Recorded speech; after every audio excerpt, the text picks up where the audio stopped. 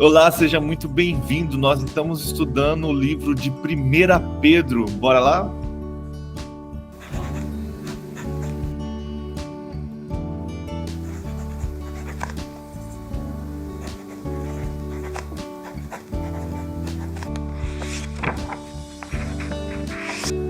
Pai nosso que estás no céu, santo, santo, santo seja o teu nome. Louvado seja o Senhor por tua fidelidade e graça, e pela sua misericórdia que se renovou mais uma manhã sobre nossas vidas. Toda honra, toda glória e todo louvor seja dado a ti, Pai. Só o Senhor é digno de receber todo louvor, toda oração, toda adoração, toda honra, toda glória. Só o Senhor é digno de ser exaltado, só o Senhor é digno de ser glorificado. Só o Senhor é santo, o Senhor é maravilhoso, Pai conselheiro, Deus Pai todo-poderoso, príncipe da paz, Pai da eternidade. O Senhor é um Pai amoroso que cuida de nós. Muito obrigado, Senhor, por tudo que o Senhor tem feito por nossas vidas. Obrigado pelo fôlego de vida. Obrigado porque temos uma casa onde habitar.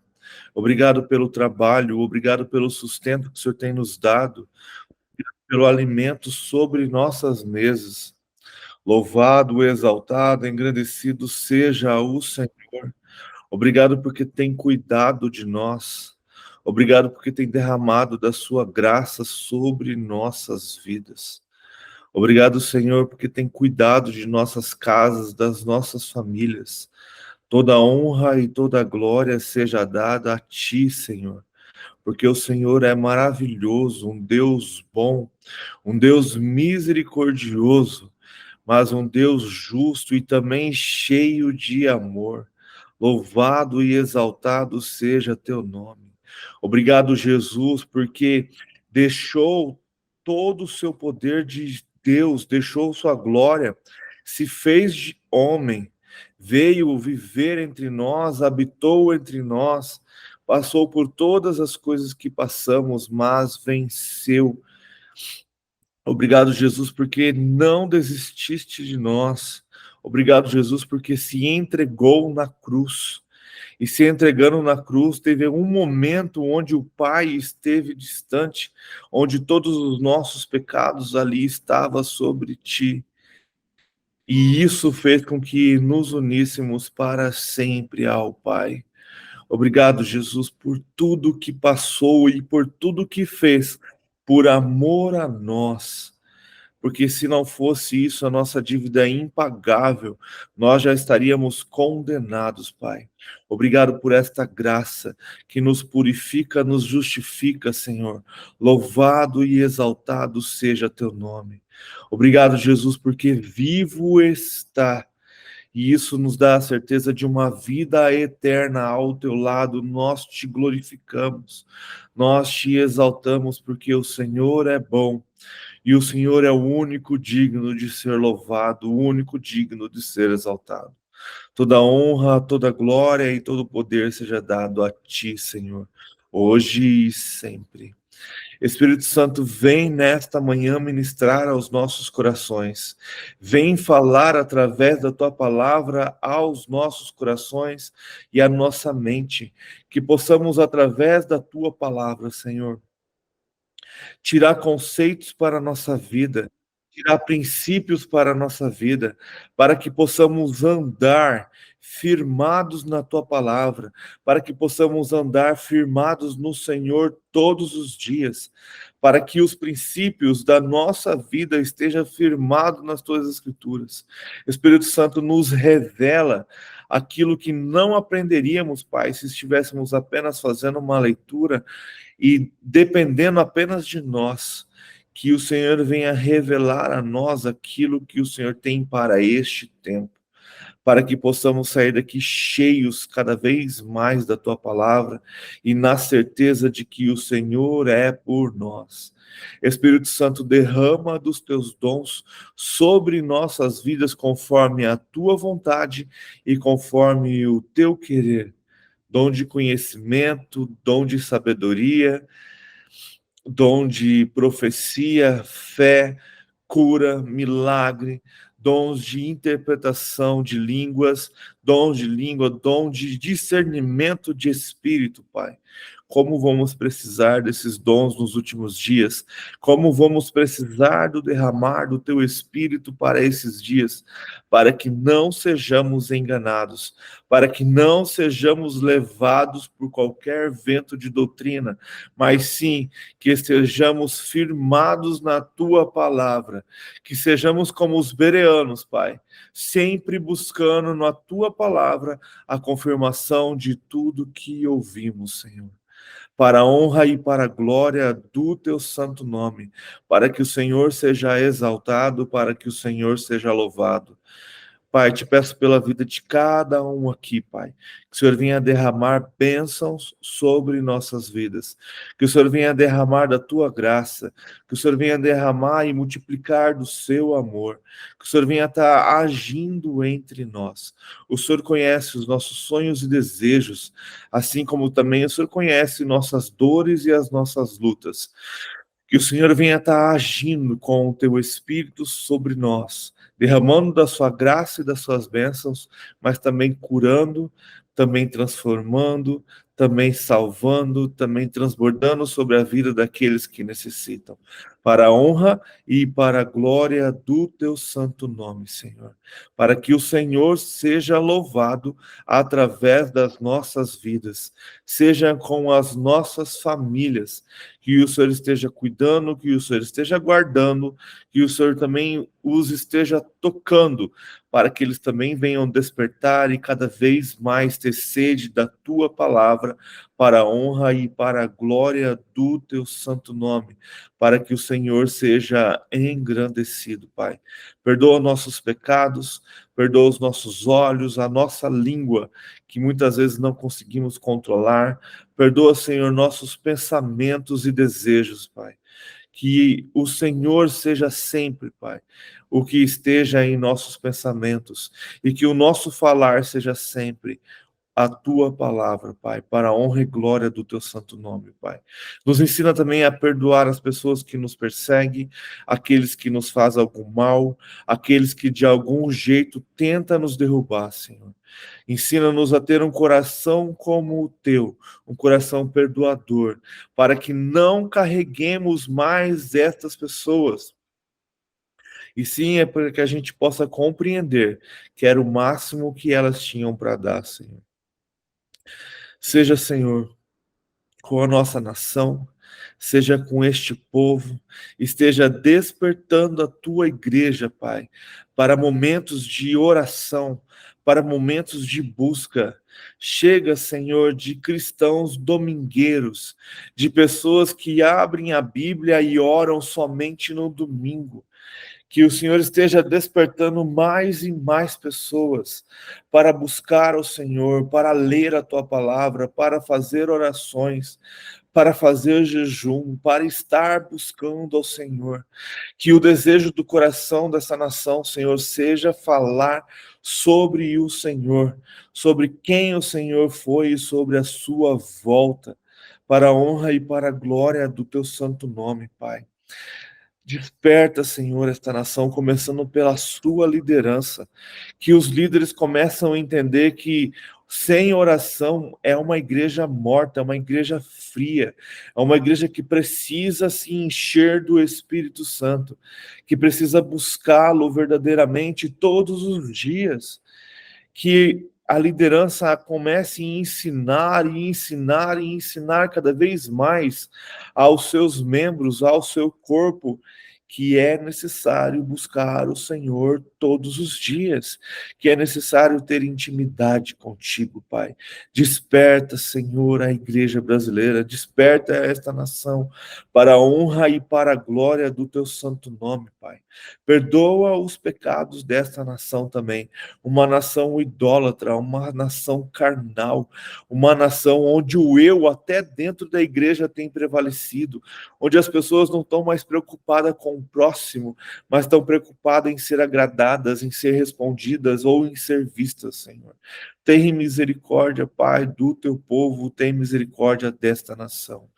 E que o avivamento tão profetizado pelos teus profetas, Pai, venha acontecer para a honra e para a glória do teu nome, Pai. Que o avivamento de Joel 2, que o derramar do teu espírito venha a acontecer, para que todas as nações proclamem que o Senhor é o Senhor dos exércitos, Rei dos reis, aquele que foi, que é e que há de vir, que todas as nações possam declarar o Senhor como Messias, para a honra e para a glória do teu santo nome, Pai. Traga paz para Jerusalém, Pai. Traga paz para o Oriente Médio, que todo esse conflito, que toda esta batalha, Senhor, seja para trazer uma paz que vai trazer a seu retorno e a sua volta, Pai. Faça com que aquele povo, tanto de Jerusalém, tanto judeus, israelitas, tanto o povo do Oriente Médio, os árabes, que eles venham reconhecer Jesus como Messias, conforme a tua vontade e conforme o teu querer, e que todas as nações possam entender que há um Deus sobre aquele lugar e que elas venham reconhecer Jesus como Messias, que elas venham reconhecer a soberania do Senhor sobre esta terra, para a honra e para a glória do teu santo nome, Pai. Te clamo também pelas nossas crianças, que têm sido o alvo principal deste tempo, que o Senhor venha estar cobrindo, protegendo-as, que o Senhor venha estar agindo com o teu Santo Espírito, para que se levante pessoas cada vez mais cheias do teu espírito para defender essas crianças, para defender estes pequenos, Pai, para que Satanás seja envergonhado e para que cada vez mais o teu povo cresça e para que cada vez mais a sua nação, a sua igreja venha verdadeiramente buscar ao Senhor, Pai. Eu te clamo, Deus, que cada vez mais se levante mais e mais cristãos dentro das escolas. Cristãos verdadeiros que não têm medo de proclamar o teu evangelho, que não têm medo de se proclamar cristão e que dê verdadeiro testemunho, Senhor, e que proteja, Senhor, essas crianças e que possa, através da sua vida, transformar a vida dessas crianças, para a honra e para a glória do teu nome, para que o Senhor seja exaltado, para que o teu reino venha, para que o Senhor seja glorificado hoje e sempre. Em nome de Jesus. Amém. Amém. Bom dia, Fabiana, Delei, André. Bom dia a todos. Bom dia. Bom dia. Amém. Bom dia, gente. Bom dia. Bora lá, então, a gente está lendo a primeira carta de Pedro, escrita provavelmente por Pedro. É muito legal isso, porque os teólogos vão achando as coisas, vão tentando tirar toda a evidência, né? Ou às vezes tentando evidenciar, né? Mesmo a carta falando assim, eu, Pedro, eles ainda têm dúvidas se foi mesmo ele que escreveu, por causa da maneira com que foi escrito. E segunda Pedro é ainda mais complicado, a gente vai chegar lá. Mas vamos pela base, então, de que a primeira carta de Pedro foi escrita por Pedro, às igrejas ali, como ele diz lá no começo, as igrejas, se eu não me engano, acho que é da Galácia, não, Galácia que escreve das províncias mencionadas em 1 Pedro. Deu branco, na Ásia Menor. E ali, então, Pedro está escrevendo para essas igrejas, sobre o amor, sobre a transformação, sobre como precisamos exaltar ao Senhor, nos santificar, como somos povo escolhido do Senhor. E agora a gente vai ler o capítulo 3 de Pedro. Ele tem por título Deveres Conjugais. Então vamos lá. 1 Pedro, capítulo 3. Do mesmo modo, mulheres, sujeitem-se cada uma a seu marido, a fim de que, se ele não obedecer à palavra, seja ganho sem palavras, pelo procedimento de sua mulher, observando a conduta honesta e respeitosa de vocês. Olha que interessante. Pedro, então, está falando para as mulheres serem sujeitas ao seu marido.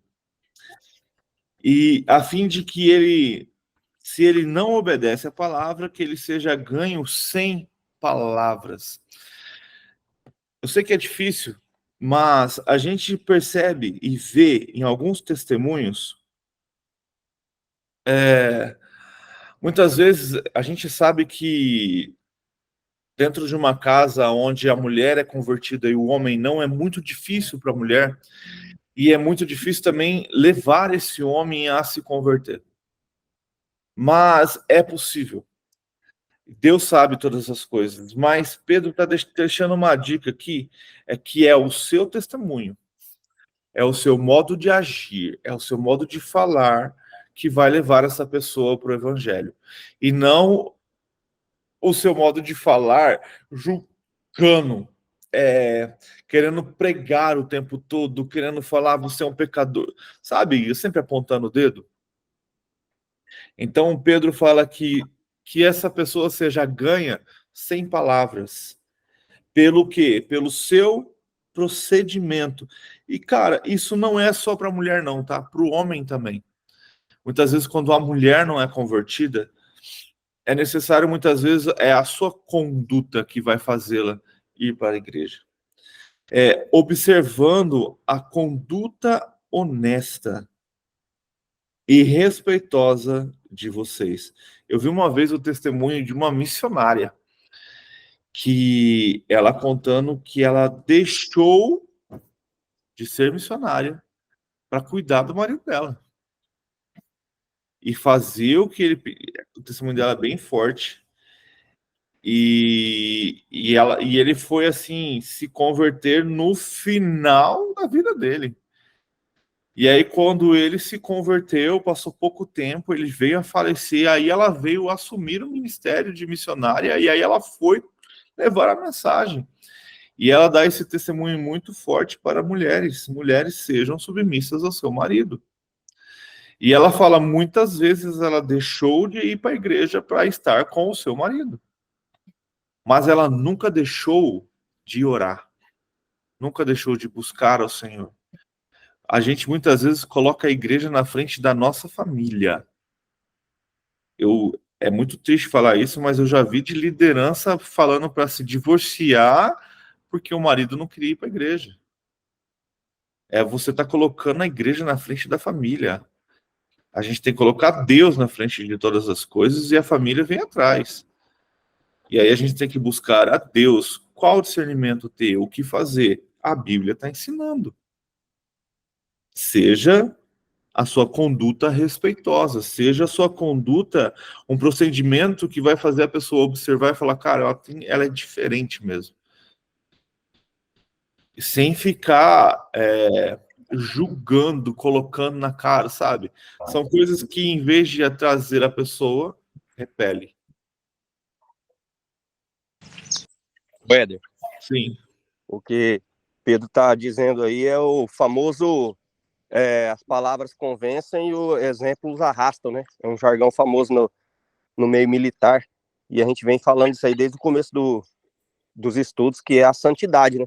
A vida em santidade reflete, testemunha a nosso favor, né? Sim. Ela é exemplo em qualquer lugar, né? Não é só em casa, no trabalho, em qualquer lugar. Versículo 3. A beleza de vocês não deve estar nos enfeites exteriores, como cabelos trançados e joias de ouro ou roupas finas. Ao contrário, esteja no seu interior, que não perece, beleza demonstrada num espírito dócil e tranquilo, e que é de grande valor para Deus. Pois era assim que também costumavam adornar-se as santas mulheres do passado, que colocavam sua esperança em Deus. Elas se sujeitavam cada uma a seu marido, como Sara, que obedecia a Abraão e o chamava Senhor. Delas vocês serão filhas, se praticarem o bem e não derem lugar ao medo. Interessante. Então, Pedro aqui está usando o exemplo de Sara. E é bem interessante isso quando a gente vê ele falando sobre o interior, né? Que a beleza exterior muitas vezes não tem a ver com a interior. Que muitas vezes a pessoa se mostra tão bela, mas o seu conteúdo é fútil, a sua beleza interior, a sua presença no Senhor é rasa. Eu costumo lembrar, eu lendo isso aqui, eu lembrei daquele filme. Deixa eu ver se eu consigo lembrar o filme. Eu não vou lembrar o nome, mas o filme, o cara, ele é enfeitiçado por um mágico e ele passa a ver a beleza interior das pessoas. E aí ele não vê mais o exterior. E aí todas aquelas pessoas que O amor é cego. O amor é cego. Todas aquelas pessoas que ele achava bonitas, ele começava a ver elas feias, com algum problema, com algo. E é legal que aí tem um exemplo lá de uma mulher muito bonita, toda enfeitada, a hora que mostra, parece uma mulher, mostra para ele, uma mulher seca, sabe, com os ossos toda enrugada, parecendo o desenho de uma bruxa, sabe? E aí já mostra aquelas pessoas que igual por quem ele se apaixona, né? Que ela é tímida e ela é super gordona e ele vê nela assim o interior, né? A beleza interior dela. E assim ele vai vendo também as pessoas mais humildes, aquelas pessoas a quem ele rejeitava por sua beleza, por seu exterior. E quando ele começa a ver o interior dessas pessoas, ele vê beleza nelas. Cara, esse filme é muito massa. E é bem isso. Então Deus não fica olhando o nosso exterior. As coisas que. Não estou falando também para agora ficar largado ou largada, mas cuide mais do seu interior do que do exterior. É uma coisa que a palavra de Deus, cara, ela é muito massa. A gente precisa ver equilíbrio em tudo, todas as coisas. É equilíbrio. Então não adianta nada a gente ficar se tornando belo por fora e por dentro a gente está podre, por dentro a gente está morto, né? A própria palavra diz que quando não conhecemos ao Senhor, estamos mortos. Eu costumo dizer, brincando, que a gente já existe no nosso tempo zumbis, né? Que são pessoas que estão mortas, porque não conhecem ao Senhor, não têm vida no Senhor. Continuando, versículo 7. Do mesmo modo, vocês, maridos, sejam sábios nos convívios, no convívio com suas mulheres e tratem-nas com honra, como parte mais frágil, co-herdeiras do dom da graça da vida, de forma que não seja interrompida as suas orações. Cara, esse versículo, ele é muito pesado, muito forte e muito sério. Você viu que Pedro aqui usa 6 versículos para falar para as mulheres qual é a sua atitude, ainda usando o exemplo de Sara. E ele usa apenas um para falar para os homens. Mas olha o quanto isso é sério. Do mesmo modo, você precisa ser sábio no convívio com sua mulher, tratá-la com honra, como parte mais frágil e co-herdeira do dom da graça e da vida. E aí ele finaliza assim de uma forma, e ele fala de forma que não sejam interrompidas as suas orações. Então, se você não trata a sua esposa com honra, com carinho, com graça, com amor, do jeito que ela tem que ser tratada, como a gente já viu em algumas vezes, que nós devemos, acho que é em Efésios, que nós precisamos tratar a mulher como Cristo tratou a igreja, devemos morrer por elas, as suas orações não serão atendidas. Elas serão interrompidas. Então não adianta nada você ir para a igreja todo domingo, você ser diácono na igreja, você ou subir no palco para participar da equipe de louvor. Não adianta nada você estar sempre ali ajudando, fazendo as coisas, se em casa você desonra a sua mulher. Se em casa você maltrata, como o pastor estava falando ontem, como você consegue ficar sentado no sofá e vendo sua mulher trabalhar igual uma doida na sua casa, sem honrá-la, sem ajudá-la, sem fazer algo. Fica apenas ali. Não, estou de boa aqui, ela está fazendo o que ela precisa ser feito. Não. Honrar também é ajudar, é estar do lado, andar junto, fazer as coisas juntas. A gente não vive mais naquela cultura que a gente tem um pouco, quase bastante na Bíblia, que é uma cultura bem machista, a gente já não vive mais isso. Tem um livro, cara, da Fernanda, da Aline Barros, acho que é sobre mulheres. Mulher de valor, mulher de honra, o poder da mulher que ora, acho que esse é o nome do livro. E tem um capítulo dele que ela fala sobre isso, que ela fala assim, que a casa é da mulher. Então o dever de cuidar da casa é da mulher. Só que hoje nós temos as mulheres que trabalham, que foi o que a gente viu ontem. E aí cabe ao homem também ajudar essa mulher a cuidar dessa casa. E ela fala assim, e se os dois, por causa do trabalho e do cansaço, não dá conta, entre num acordo e pague para alguém fazer isso. Mas é necessário haver esta honra. Homens, é necessário honrar suas esposas, é necessário tratá-las com carinho, é necessário tratá-las com amor. Igual eu costumo brincar, né? Quantas vezes você já abriu a porta do carro para sua esposa? Não é abrir no controle, não. É ir lá do outro lado, abrir para ela entrar. E muitas vezes abrir para ela sair. São gestos simples que faz toda a diferença. É isso aí. Então precisamos estar atentos para que as nossas orações não sejam interrompidas. É muito sério. É muito sério. Então a gente tem que estar sempre cuidando os detalhes da Bíblia. Quando a gente estuda lá a oração do Pai Nosso, a gente esquece o versículo 13 e 14, que continua a oração. Não é que continua, mas Jesus faz uma conclusão sobre a oração do Pai Nosso. Ele fala assim, mas se vocês não perdoarem os seus, Deus que está lá no céu não vai perdoar o seu pecado. Se você não perdoa as pessoas que te faz mal, Deus também não vai te perdoar. Mas se você as perdoa, então Deus vai perdoar você. A gente termina a oração e não presta atenção na continuação. Jesus conclui. Não é que isso faz parte da oração, mas faz parte do que ele estava ensinando. Então a gente tem que estar sempre atento aos detalhes. Versículo 8.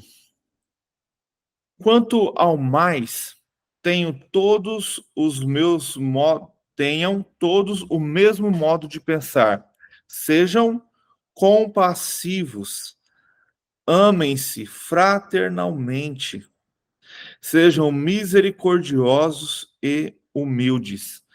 Não retribuam o mal com o mal, nem insultem com insulto. Ao contrário, bendigam, pois para isso vocês foram chamados, para receberem bênção por herança. Então, Pedro ele vai concluir, mas ele já está dizendo que, então, olha, não faça mal com mal. Não pague o mal com o mal. Isso é muito triste, sabe? Essas coisas que a gente está vendo aqui. Seja compassivo, ame fraternalmente, seja misericordioso e humilde. Quando a gente não vê isso dentro das instituições, quando a gente não vê essas coisas dentro da nossa casa, quando a gente não vê essa forma de tratar com os nossos irmãos, com as pessoas do nosso trabalho, que testemunho, é muito massa que a carta de Pedro ele está falando muito sobre qual é o seu testemunho aonde você vive. Que testemunho você tem dado onde você anda? Quem é você aonde você está andando? Não adianta nada você ser aquele cara no domingo e o resto da semana você ser um monstro. Eu já tive testemunho de ouvir pessoas de chegarem na porta de uma igreja, olhar a pessoa que está ministrando louvor e falar: esse cara toca aqui eu não quero participar, não. Mas por quê? Porque eu trabalho com ele a semana inteira. Esse cara não podia estar, tinha que estar sentado aqui no banco do fundo. Então, tipo assim, quem é você fora das quatro paredes ali da igreja, fora da instituição? Você continua sendo igreja? Você continua sendo o corpo, e eu não estou falando mais igreja instituição, estou falando no corpo de Cristo. Você continua dando exemplo? Ou as pessoas olham para você e falam: ah, é só mais um como nós, como a gente? Então, Pedro está o tempo todo falando de ser exemplo, de ser diferente. Então, ele continua aqui, ó: não retribua o mal com o mal, nem insulte com insulto. Então, muitas vezes no trânsito, quantas vezes são insultados no trânsito? Qual é a sua reação? Insultar também? Precisamos nos corrigir, e eu me coloco nisso. Ontem eu vi algo assim, cara, eu falei: Senhor, misericórdia, né? Quantas vezes a gente faz isso sem pensar? Mas eu parei para pegar comida para trazer para as meninas, e a hora que eu estava atravessando, aonde eu paro é uma rua que você não pode fazer o retorno. Mas tinha do outro lado da rua onde ficava o restaurante, tinha duas vagas. Velho, foi um atrás do outro, assim, os dois fazendo retorno. E aí um que eu vi assim, ali vai muita gente, assim, depois que acaba os cultos, eles vão lá naquele lugar comer. Eu posso estar enganado, mas pela roupa e pelo falar que eu vi a hora que eu passei do lado do carro, as pessoas tinham acabado de sair da igreja. Então, quem é você depois que você sai da porta da igreja? Ou então, o que adianta você ir na igreja se sua vida não tem exemplo nenhum? Se uma simples regra de trânsito, você já quebra tudo que você acabou de ir para a igreja fazer, por causa de uma vaga. Parece bobeira, mas é a honra. É o que faz muitas vezes a gente ficar: caraca, por uma bobeira você perdeu algo. Por uma bobeira você deu um passo atrás. Por uma bobeira a gente começa a deixar de lado as coisas que quem o Senhor é. Se o Senhor é justo, se a gente está buscando justiça, santidade e santificação, é nesses pequenos detalhes que vamos mostrar a diferença. Para quem é que eu vou mostrar? Para você que viu o irmão fazendo isso? Não, você tem que mostrar isso para Deus. Aquilo ali foi uma lição para mim também. E Deus falou muito no meu coração naquele momento ali, o que as pessoas têm feito depois que saem da igreja? Ou então, elas têm feito como se não tivessem nem ido para a igreja. Como se elas tivessem ido num clube ou no encontro de amigos. Não adiantou nada ter ido para a igreja. Não houve transformação. A vida do cristão precisa ser transformada todos os dias. Então, precisamos ser o contrário do que o mundo é. Então precisamos continuar, né, recebendo bênção e herança do Senhor. Versículo 10. Pois quem quiser amar a vida e ver dias felizes, guarde sua língua do mal e os seus lábios da falsidade. Afasta-se do mal e faça o bem.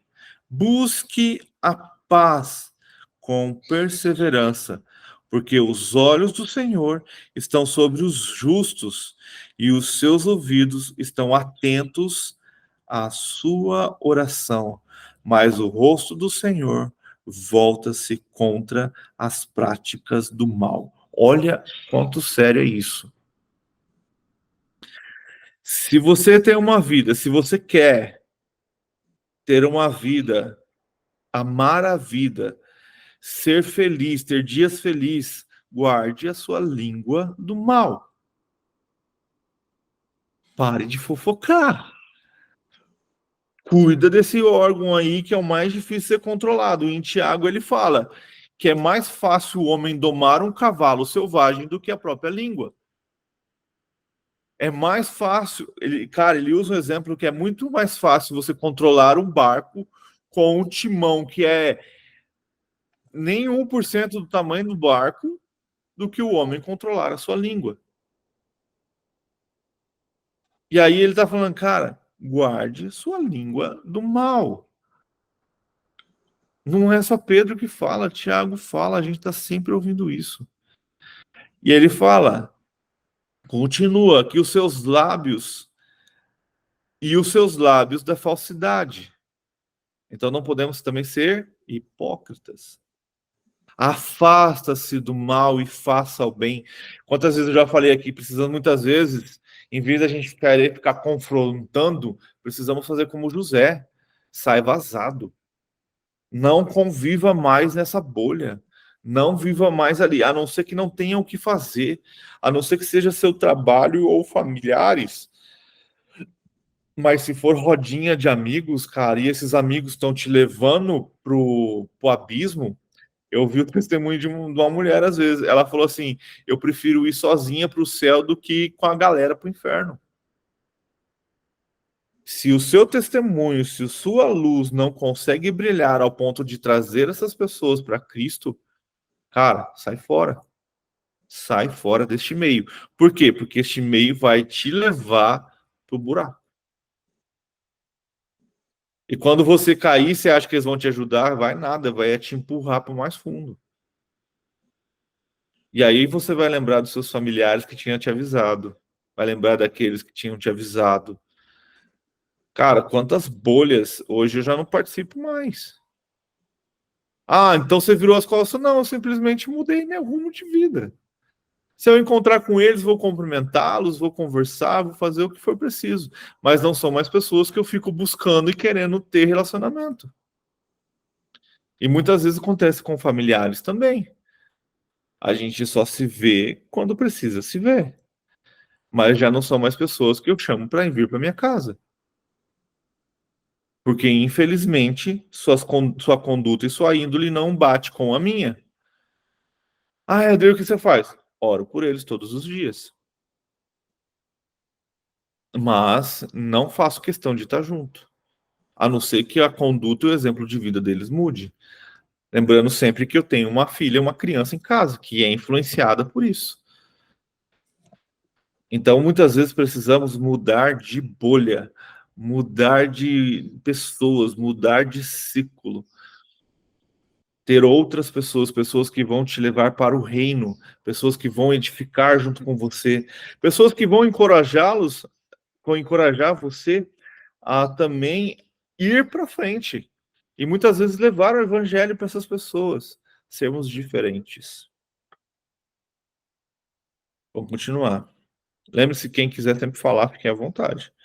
Versículo 13.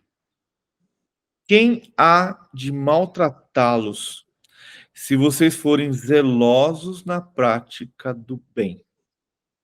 Lembra que a gente leu, foi aqui, acho que foi em 1 Pedro que a gente leu, que quando a gente faz o bem, Deus honra e Deus vê a gente fazendo o bem. Quando a gente obedece, faz o bem, Deus está vendo e Deus está honrando. Então, quem há de maltratá-lo se você for zeloso na prática do bem? Se você for uma pessoa bondosa, se você estiver firmado no Senhor, quem vai maltratar você? Primeiro que você não vai aceitar. É o que eu falei. Eu falo muitas vezes sobre o perdão, sobre não carregar. Quando alguma pessoa te magoa ou te faz um mal e você fica magoado com aquela pessoa, é a mesma coisa de você colocar lá no seu ombro e ficar carregando ela pro resto da vida. É um peso que você carrega. E muitas vezes essa pessoa não tá nem aí para você. E você tá carregando aquele mal. Larga isso. Joga longe isso. Aprenda a perdoar. Lembrando que quando a pessoa faz algo para você, lembre-se, cara, era tudo que ela tinha para dar é isso. Por quê? Porque foi tudo que ela recebeu. Foi tudo que ela recebeu de seus pais, de seus familiares, de seu amigo, do seu trabalho. Seja diferente dela. Não a carregue. Não, eu costumo dizer assim, quando você aprende essas coisas, você aprende que você não precisa perdoar mais ninguém, sabe por quê? Porque você não carrega mais ninguém. Você não se magoa com mais ninguém, você não se machuca com mais ninguém, você não liga mais para o que os outros falam sobre você ou de você. Tem uma frase do Charles Spurgeon que ele fala assim: você não pode ficar chocado quando alguém fala mal de você, porque você é muito pior do que aquela pessoa falou. E as pessoas nem imaginam. Então, não fique. Ah, falou mal? Ah, que legal. Deus abençoe ela. Não vou carregar ninguém. Uma vez eu falei isso com uma pessoa, ela ficou chocada. Ela, ai, amigo, perdão. Eu falei, não vou te perdoar. Ela, por quê? Ah, porque eu não tô te carregando. O que você fez para mim é indiferente. Então, precisamos quebrar isso. Versículo 14. Todavia, mesmo que venham a sofrer, porque praticam a justiça, vocês serão felizes. Não temam aquilo que eles temem. Não fiquem amedrontados. Antes, santifiquem Cristo como Senhor em seu coração. Estejam sempre preparados para responder a qualquer pessoa que lhe pedir a razão da esperança que há em você. Isso aqui que Pedro está falando esteja sempre pronto para defender a sua fé. Como é que vamos estar pronto para defender a nossa fé? Conhecendo a nossa fé. Não tem como você defender o que você prega se você não viver e não estudar o que você prega. Não tem como você defender a palavra se você não a conhece. Lembre-se, muitas vezes a gente entra em alguns conflitos desnecessários. Eu costumo dizer assim, Deus e Jesus não precisam de defesa. Eles são autossuficientes para se defender. E Deus, principalmente, vem com toda a sua justiça e Jesus com toda a sua ira para defender os seus. E muitas vezes a gente cria discussões, quebra vínculos, muitas vezes até familiares, para defender algum ideal. Não me envolvendo, não colocando o lado político aqui, mas eu ouvi muito no período antes das eleições de pessoas criticando o lema do Bolsonaro, por exemplo, que era Deus, pátria e família, alguma coisa assim. E aí a pessoa estava brava porque ele usava o nome de Deus para enganar as pessoas. Eu falei para a pessoa assim, cara, Deus é soberano para se defender. Você está gastando tempo, energia, ferindo as pessoas, se ferindo, porque essa pessoa, depois de 2 minutos, já estava chorando por alguém que não precisa da sua defesa.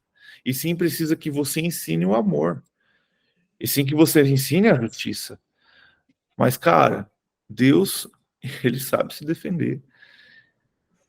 E a defesa do Senhor, muitas vezes, o que a gente está brigando por algo, Deus vem com misericórdia. Vê Jonas. Por que Jonas não queria? Porque Jonas não queria ir para Nínive? Porque conhecia Deus. Sabia que se ele fosse lá, ele queria ver Nínive destruída. Mas ele sabia que se ele fosse lá e contasse o que ia acontecer, e se eles se arrependessem, Deus ia ser misericordioso e ia perdoá-los. Então a gente tem um povo idólatra que adorava outros deuses, um povo sodomita, um povo considerado leõezinhos que matava outros povos, que se arrependeu, fez jejum e Deus teve misericórdia. Quem fez o trabalho? Foi Jonas ou foi Deus? O próprio Deus. Jonas só foi usado para levar a mensagem de destruição. Deus começou a operar e o povo Deus teve de misericórdia. Então, muitas vezes a gente fica entrando em umas guerras que é desnecessárias. Eu gosto muito de ouvir uma mensagem uma vez: aprenda a lutar as lutas que foram colocadas para você lutar e pare de lutar aquelas que não são suas. A gente acabou de ler Gênesis. A luta de Jacó era contra seu irmão? Não. A luta principal de Jacó era contra o Senhor. Por quê? Porque ali o Senhor trocou e deu identidade para ele. Então ele passou uma noite lutando com o Senhor. E ali ele recuperou sua identidade. E aí quando ele encontra seu irmão, ele não vai para a luta. Ele se prostra 7 vezes antes de chegar no seu irmão. E ali não há conflito, não há luta. E sim há perdão e há amor. Então a gente tem que parar de lutar as lutas que não são nossas. Se o Bolsonaro, se o Lula ou qualquer pessoa que esteja no governo falar coisa A, B ou C, oremos, mas não vamos brigar com outras pessoas por isso. Estejamos sempre orando pelos nossos governantes, como a palavra diz. Não é fácil, mas estejamos. E, cara, quem vai fazer é Deus. E se Deus escolher você para fazer alguma coisa, faça. Agora, se você não sentir do próprio Espírito que é para você fazer alguma coisa, continue orando. E como ele acabou de dizer, seja amável, seja zeloso na prática do bem. Não fique amedrontado, né? Mas antes aprenda a defender a sua fé. Lembrando que a nossa fé tem a ver com amor e justiça. Como você tem condenado as pessoas? Como você tem julgado as pessoas? E, voltando a isso, estejamos sempre prontos para defender a fé. Sejamos conhecedor da palavra. A gente muitas vezes quer, eu costumo dizer, por que a gente acha, por que você acha que o judeu é muito difícil de ser convertido ouvindo a pregação de um gentil? Qualquer cristão hoje, se for pregar para um judeu, ele vai tomar na cabeça e o judeu não vai se converter. Por quê? Porque o judeu, desde pequeno, é conhecedor da palavra. Ele estuda. A criança com 10 anos de idade, ela sabe de cor a Torá, que são os 5 primeiros livros. E a gente? Nenhum livrinho desse tamanhozinho de Pedro a gente não conhece. Então precisamos estar firmados na palavra, prontos para defender. E quando a gente vê Paulo, Pedro, esses caras pregando para eles mesmos, né, para o povo deles, eles usam todo o contexto do Antigo Testamento para mostrar Jesus lá, e só no final eles vão falar de Jesus. Aí a gente, besta do jeito que é, quer chegar lá, igual, perdão, Senhor, mas igual aquelas 2 meninas lá, no meio da praça, num sábado, na frente de uma menorá, gritando: Jesus te ama, aceita Jesus, senão você vai para o inferno. Cara, é pedir para apanhar. Lembrando que o judeu não é um povo muito amável, não. E eles respeitam muito, eles obedecem muito à lei e à regra. E a regra é: um falso profeta tem que morrer apedrejado. E quando você, para eles, somos falsos profetas. Falando de um falso profeta. Então, precisamos o quê? Eu acredito que nós, gentios, temos que orar para que o Senhor haja. E quem vai converter o judeu para os últimos dias vai ser os próprios judeus. E um agir sobrenatural do Espírito Santo. Como a gente leu lá em Gênesis. Jesus, no tempo certo, vai se revelar aos seus irmãos. Continuar. Versículo 16. Então ele falou sobre defender a sua fé. Contudo, faça isso com mansidão e respeito, conservando a boa consciência, de forma que os que falam maldosamente contra o bom procedimento de vocês, porque estão em Cristo, fiquem envergonhados de suas calúnias.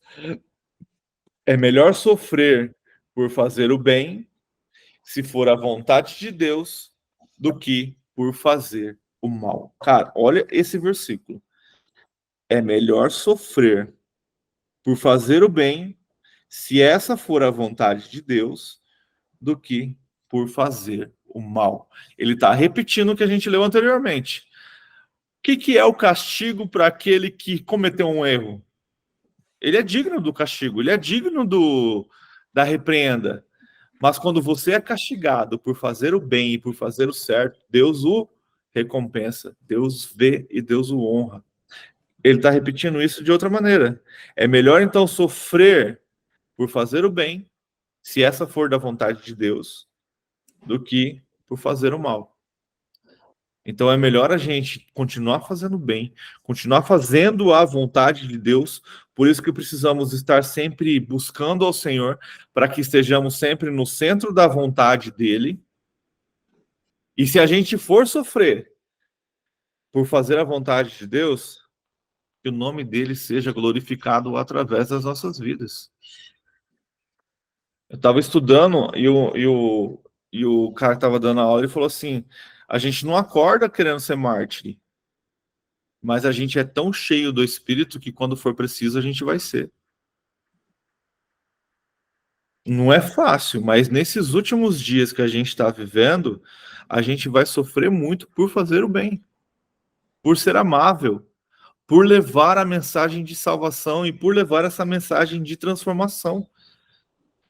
E vai ser muito melhor sofrer dessa forma, porque isso vai nos trazer, não façamos isso pensando nisso, mas isso nos traz galardão, nos traz recompensa, nos aproxima mais do Senhor. O próprio Jesus fala isso, né? Quando ele está pregando, ele fala, cara, bem-aventurado aquele que morrer por mim. Aquele que não me negar. Mas ai daquele que me negar. Ai daquele que me trocar pelos seus familiares ou pela sua própria vida. Mas aquele que negar os seus familiares, pai, mãe, irmã, e negar a si próprio por amor de mim, esse será recompensado. Pedro está falando a mesma coisa.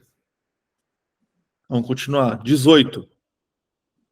Pois também Cristo sofreu pelos pecados, uma vez por todas, o justo pelos injustos, para conduzir-nos a Deus. Ele foi morto no corpo, mas vivificado no espírito, no qual também foi e pregou aos espíritos em prisão, que há muito tempo desobedeceram, quando apenas algumas pessoas, a saber, 8, foram salvas por meio da água. E isso é representado pelo batismo, que agora também salva vocês. Não é remoção da sujeira do corpo, mas o compromisso de uma boa consciência diante de Deus, por meio da ressurreição de Jesus Cristo, que subiu aos céus e está à direita de Deus, e a ele está sujeitos anjos, autoridades e poderes. Vamos lá. Então, Jesus se entregou pelos nossos pecados e ele morreu sem merecer. Ele não precisava, ele não tinha pecados. Eu acho muito massa que quando a gente estuda sobre Jesus, a gente começa a entender algo assim, que Jesus veio para fazer aquilo que a gente não era capaz de fazer, para nos dar aquilo que não éramos capazes de ter. Então Jesus veio, desceu como um homem, sem pecado, porque o pecado vem do homem. Então Jesus nasceu de uma mulher, sem ter relações com o homem. Então ele nasceu sem pecado e viveu uma vida de homem, de humano, né? Sem pecado. Com todo o seu poder vindo do próprio Espírito Santo, com todo o seu poder vindo de Deus vivo. Ele fala que se a gente tivesse fé do tamanho de um grão de mostarda, faríamos muito mais do que ele fez. Então, é a nossa fé que nos impede de fazer as coisas que Jesus fez. Não é porque ele era Deus. Ele nunca deixou de ser. Mas ele escolheu não usar seu poder de Deus. Para que lá no final, quando a gente for julgado, o homem não fale, não, mas você conseguiu passar por tudo isso e venceu tudo isso porque você era Deus. Ele vai falar, não, eu deixei meu poder de Deus de lado e vivi como um homem para provar que é possível viver em santidade, viver um relacionamento com o Pai e viver cheio do Espírito Santo. E Jesus, ao se entregar por nós, ele se tornou injusto para que nós fôssemos justos. Cara, isso é lindo. Ele nos conduziu a Deus, porque estávamos todos afastados de Deus. A ira do Senhor era sobre nós. Nós éramos inimigos de Deus. E agora Jesus na cruz nos torna amigos do Senhor. Vamos continuar? Ah, acabou, né? Acabou. Acabou. Então é isso. Por meio da ressurreição, então, que é esse final, Jesus, então, ele subiu aos céus e ele está à direita de Deus. Cara, e esse estar à direita de Deus é muito massa. As pessoas, eu ouvi isso essa semana, cara, fiquei, nossa, cara, cada pensamento. Quando os profetas do Antigo Testamento, o próprio Daniel, o próprio Isaías, se eu não me engano, eles veem o trono. E quando eles veem o trono, ele vê um trono e um trono à sua direita, não tem um trono à esquerda. A gente tem um costume de achar que tem que ter um no meio e um de cada lado, né? E aí eu vi uma blasfêmia assim bem interessante. O cara falou: ah, se Jesus está à direita, significa que Satanás está à esquerda? Falei, cara, que pensamento, velho, que pensamento. Mas isso aqui é bem interessante para a gente trazer, esquecendo essa heresia. Mas Jesus está à direita porque aquele trono sempre esteve ali, aquele trono era herança do homem. Aquele trono era de Adão. Mas Adão caiu. E aí, desde o princípio, desde Gênesis capítulo 3, com a queda do homem, o próprio Jesus profetiza a sua vinda, o seu pisar na cabeça da serpente, e ele prepara tudo para aquele trono ser dele. Tudo, como João diz, né? Tudo era para ele, tudo foi feito para ele e por ele. Então, tudo, desde o princípio, era para Cristo. E Cristo, então, precisou vir como um homem para assumir esse trono. E é bem interessante que muitas vezes a gente esquece disso, mas Jesus está sentado à direita de Deus Pai como homem, humano. Lógico, com o corpo glorificado, que é o que a gente vai receber quando ele voltar. Mas é carne, assim como era a carne de Adão antes do pecado. Então, Jesus está lá. E ele além de estar sentado no trono da direita do Deus Pai, ele é superior a todos os anjos, autoridades e poderes que há no mundo celestial. Ele está junto, né, com Deus. Deus deu para ele toda a autoridade sobre a terra, autoridade qual o homem lá no jardim deu para Satanás. E Jesus, quando vem como homem, paga todos os pecados da humanidade, então é lhe dado de volta toda a autoridade sobre a terra. E isso é muito fácil de falar, porque quando Jesus é tentado por Satanás, ele fala, eu te darei todos os reinos se a mim se prostrar. E você não vê Jesus falando, opa, peraí, esses reinos não são seus não, são meus, são do Pai. Não, Jesus fala, adorai somente ao Senhor seu Deus. Porque realmente os reinos eram dele. E quantas vezes Jesus fala, o príncipe desta terra. Mas quando Jesus morre, vence, ressuscita, ele fala, agora tudo me foi dado. Agora tudo me pertence. Agora vão e proclamar o evangelho do reino a todas as nações, todos os povos e todas as línguas, até que eu venha.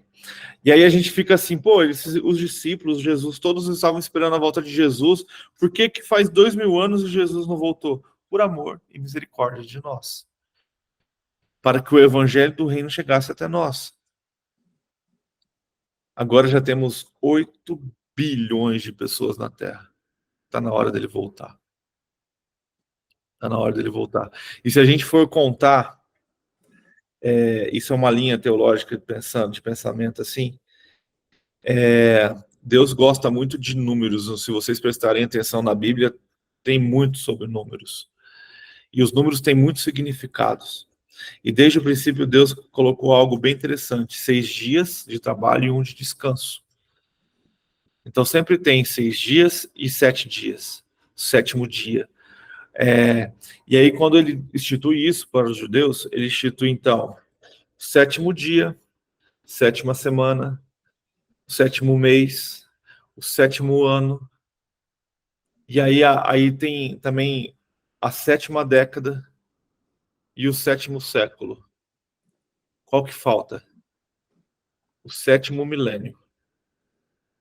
Se acreditamos na Bíblia como ela diz profundamente, nós estamos assim na beira mesmo. Se você um dia tiver curiosidade de começar a fazer conta, não é fácil, mas dá para fazer essa conta. Nós estamos na beira aí do 7º milênio. Do ano mundi, né, que eles chamam. Que é chegando aí, fora alguns erros de cálculo aí, mas não tem mais que 10 anos.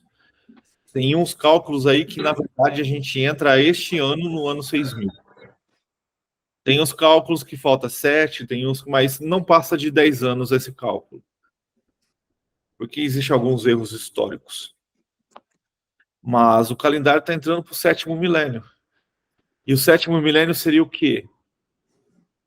Paz. E como seria o 7º milênio de descanso? Com o milênio de Jesus.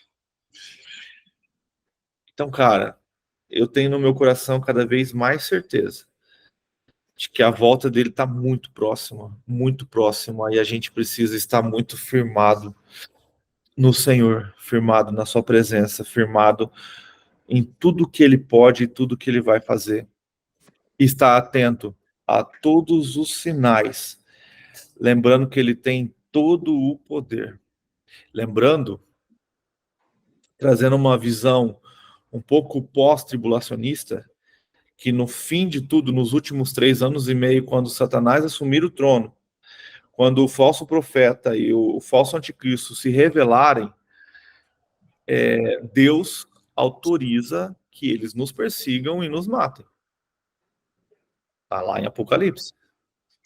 Então, trazendo essa visão um pouco de que seremos arrebatados só na última trombeta, então a gente tem que estar preparado para os últimos dias. Temos que estar preparados.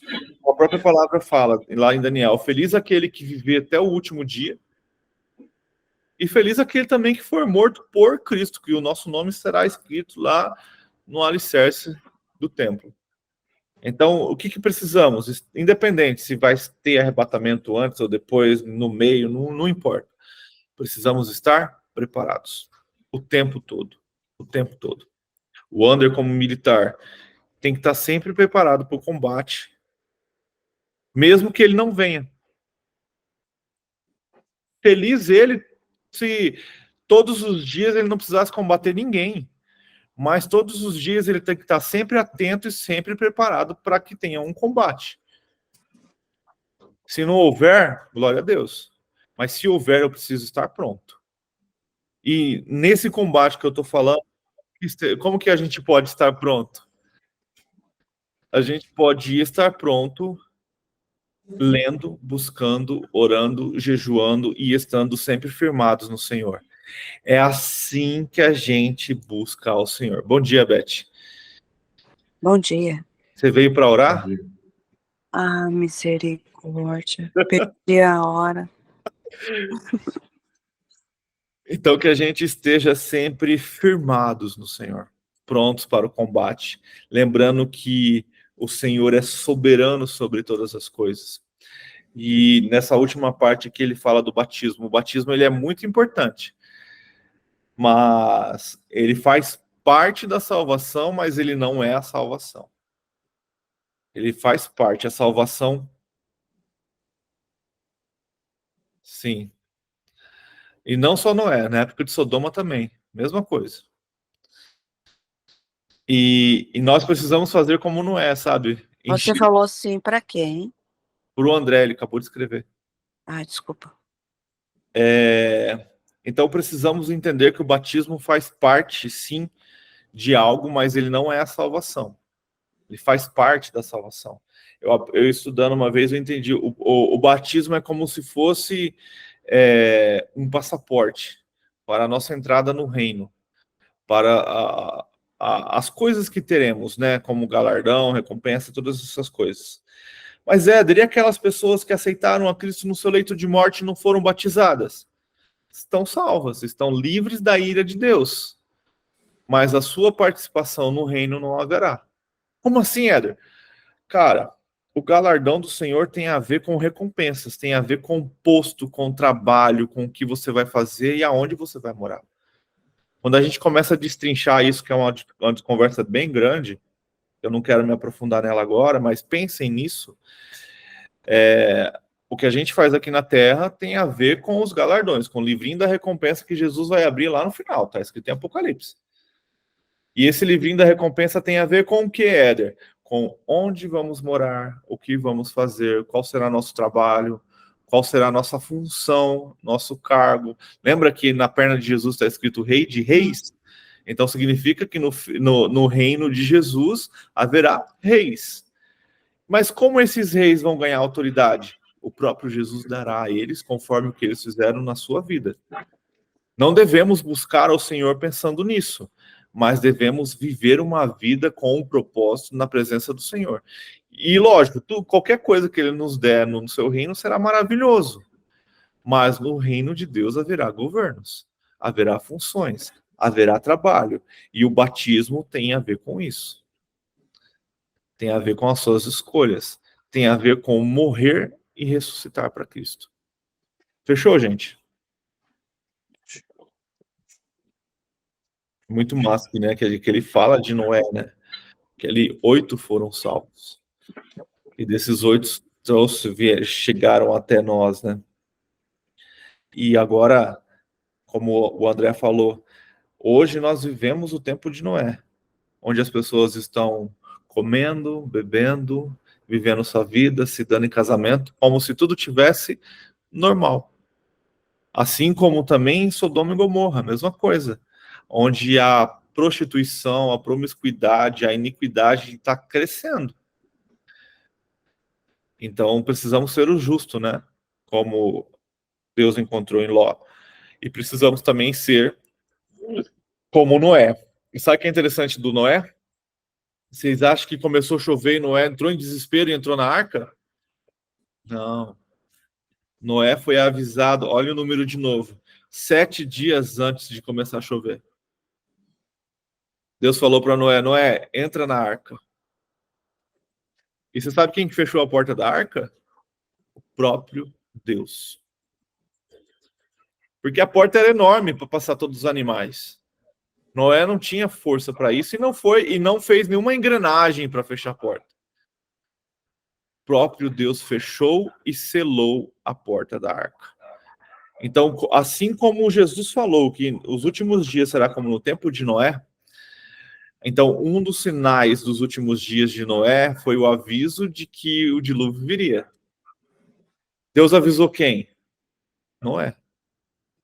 Deus hoje avisa quem? Os seus, a sua igreja, o seu povo, aqueles que buscam e estudam. Ele ia querer abrir antes da hora, né? Na verdade, foi aberta para ele no momento certo depois. Mesmo Noé subindo no topo da arca e vendo tudo seco ao seu redor, ele ainda não pôde sair. Ele ainda ficou só quando Deus abriu, ele saiu da arca. Mas eu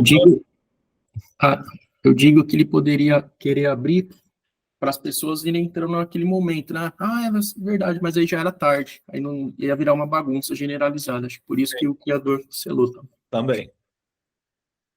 Mas aí, então, nos últimos dias, a gente tem que ficar atento igual Noé. Deus está avisando. Deus está dando sinais. Eu ouvi ontem uma frase muito massa.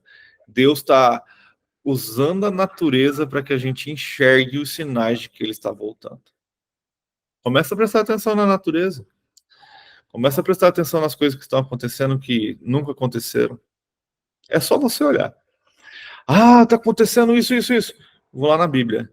O que Mateus 24 fala? Fala que em Apocalipse fala que haveriam terremotos. Tá tendo terremotos em Minas Gerais, velho.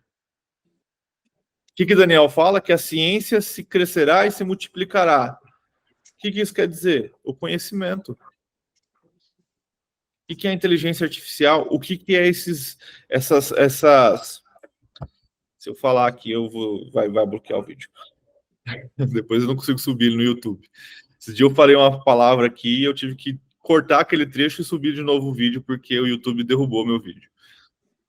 Mas vocês sabem do que eu tô falando, então precisamos estar atento. Esses são sinais, cara. Éder, Oi. Eclesiastes 1:9, ele diz a história, você falando sobre o dilúvio, falou sobre Sodoma e Gomorra, e Eclesiastes 1:9 fala, né, que a história simplesmente se repete, nada debaixo do sol é novo. Tudo que aconteceu antes irá acontecer novamente. Sim. Então, só para confirmar aí o que você está falando sobre a semelhança com o dilúvio, com Sodoma e Gomorra, que a gente está vivendo hoje, com certeza o final será o mesmo, né? E mais sabe o que é interessante? Eu não consigo.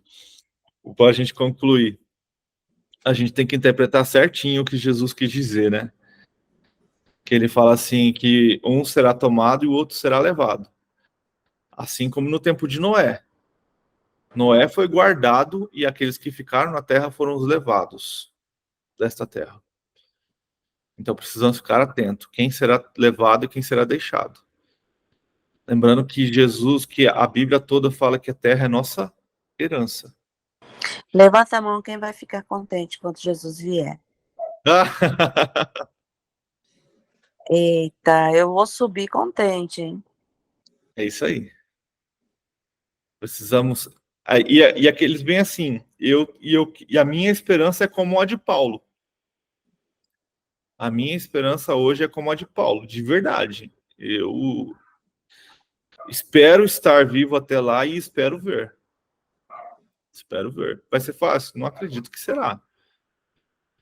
Mas... Ô, André, a brincadeira é não ficar. Então vamos contente, vamos subir contente. Aí vou começar com a brincadeira de pré e pós, larga a mão. A gente não tá aqui para isso hoje. Deixa para quando a gente for estudar escatologia. Fechou, gente? Vamos estar encerrando. Deus é muito bom se deixar conversando sobre isso, porque eu amo isso. E um assunto vai emendando no outro, vai ligando no outro, vai ligando no outro, vai ligando no outro, mas, como Pedro diz, que estejamos preparados para defender a nossa fé. Que estejamos sempre firmados no Senhor, para que o Senhor haja e faça por nós quando a gente agir com bondade, para que o Senhor se orgulhe de nós, né? Para que a gente possa realmente estar fazendo a vontade do Pai. Fechou? Vamos estar orando para a gente. Wander, você consegue orar para a gente?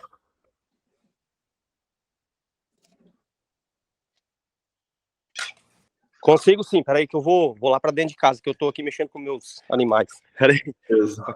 Para quem não sabe, eu moro na chácara, pessoal, então eu vou estudando e mexendo com os bichos aqui. Aí, vamos orar. Senhor Deus, nosso Pai, muito obrigado, Senhor, por esse dia, por mais essa bênção e a graça de estarmos na Tua presença, estudando, aprendendo mais de Ti, Senhor. Esteja conosco no restante desse dia, que tudo que formos fazer, que seja consagrado a Ti, orientado por Ti, conduzido por Ti, que nossos objetivos, nossos planos, nossos projetos venham do Teu coração. Que o Senhor esteja conosco, com os nossos familiares, esteja com as nossas crianças, com os nossos governantes, todos os pedidos daquele que o Éder já comentou, que o Senhor possa estar dando uma atenção especial para nós, Senhor.